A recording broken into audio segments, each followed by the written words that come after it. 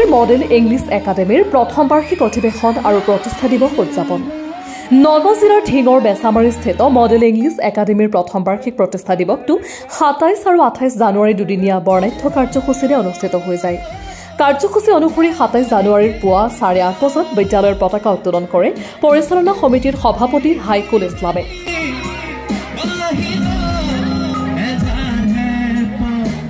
পুৱা ৯ বজাত বৃক্ষৰোপণ কাৰ্যসূচী ৰূপায়ণ কৰা হয়।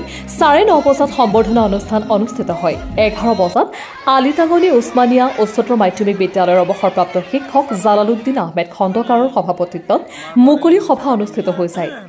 মুকলি সভাখনত দৰং জিলাৰ গ্ৰীণউড ইণ্টাৰনেশ্যনেল স্কুলৰ অধ্যক্ষ ড ব্ৰজেন্দ্ৰ দেৱমোহন শৰ্মা, ঢিং মহাবিদ্যালয়ৰ অধ্যক্ষ ড বিমান হাজৰিকা আৰু কটকুৰি ছিনিয়ৰ ছেকেণ্ডাৰী স্কুলৰ প্ৰবক্তা ড আশ্ৰফ ৱাহিদে আধুনিক শিক্ষা, ইংৰাজী শিক্ষা আৰু গুণগত শিক্ষাৰ ওপৰত গুৰুত্বপূৰ্ণ ভাষণ দিয়াৰ লগতে ছাত্ৰ ছাত্ৰীসকলক শিক্ষামূলক উপদেশ প্ৰদান কৰে।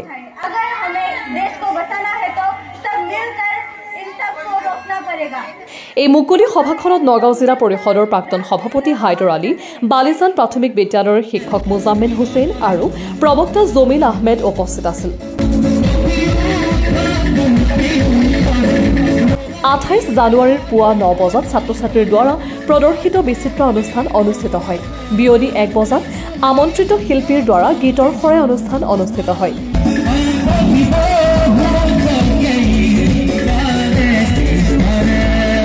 গীতৰ শৰাই অনুষ্ঠানটোত অনুৰাগ চৌধুৰী আৰু অংকিতা হাজৰিকাৰ গীতে মাতে ছাত্ৰ ছাত্ৰীক আপ্লুত কৰি তোলে।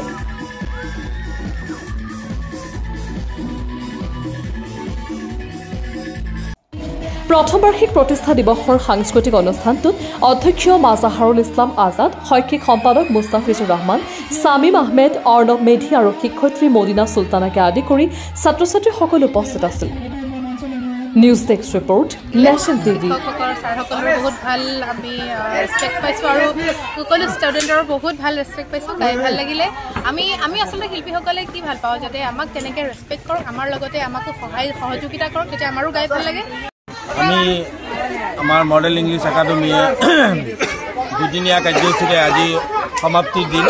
আমি প্ৰথম দিনাই আমাৰ বিভিন্ন প্ৰান্তৰ পৰা আলহীসকল আহি আমাৰ ছাত্ৰ ছাত্ৰীৰ লগতে এই অঞ্চলৰ ৰাইজক বিভিন্ন উৎসাহ উদ্দীপনাৰে তেওঁলোকৰ ভাষণবিলাক দিছিল। আজি আমাৰ দ্বিতীয় কাৰ্যসূচী আৰু দ্বিতীয় দিনাৰ কাৰ্যসূচীত আমি প্ৰথমেই ছাত্ৰ ছাত্ৰীৰ হতুৱাই সৰু সৰু কণ কণ ছাত্ৰ ছাত্ৰীৰ দ্বাৰাই আমি কিছু ড্ৰামাৰ ব্যৱস্থা কৰিছিলোঁ আৰু তেওঁলোকৰ সৰু কণমানিসকলে এক্টিভিটিৰে নৃত্য ব্যৱস্থা কৰিছোঁ আৰু ছাত্ৰ ছাত্ৰীসকলৰ নৃত্যৰ লগতে তেওঁলোকে যিটো স্পীচ, ইংলিছত তেওঁলোকে স্পীচ দিছে আৰু যিটো এংকৰিং আমাৰ ছাত্ৰ ছাত্ৰী হতুৱাই কৰোৱা হৈছে। গতিকে আমি এইকেইদিনত ছাত্ৰ ছাত্ৰীৰ ফালৰ পৰা আমি খুব কম দিনৰ ভিতৰত যথেষ্ট উপকৃত হৈছোঁ আৰু দৰ্শকসকলেও চাই খুব ভাল পাইছে যে ইমান কম দিনৰ ভিতৰত এই মডেল ইংলিছ একাডেমীয়ে বহুত আগবাঢ়ি গৈছে, ছাত্ৰ ছাত্ৰীসকলক বিভিন্ন দিশত আগুৱাই লৈ যাব পাৰিছে আৰু ইয়াৰ আলমত আছে মডেল ইংলিছ একাডেমীৰ সদস্যসকল তথা তেওঁলোকৰ শিক্ষকবৃন্দসকল। গতিকে আমি আপোনালোকৰ জৰিয়তে জনাব বিচাৰোঁ যে আমি এই বছৰৰ আমাৰ যিটো এডমিশ্যনৰ প্ৰক্ৰিয়া চলি আছে আৰু এডমিশ্যনৰ প্ৰক্ৰিয়াৰ ব্যৱস্থাটো হৈছে নাৰ্চাৰীৰ পৰা ক্লাছ 9লৈকে সম্পূৰ্ণ বিনামূলীয়া এডমিশ্যন চলি আছে।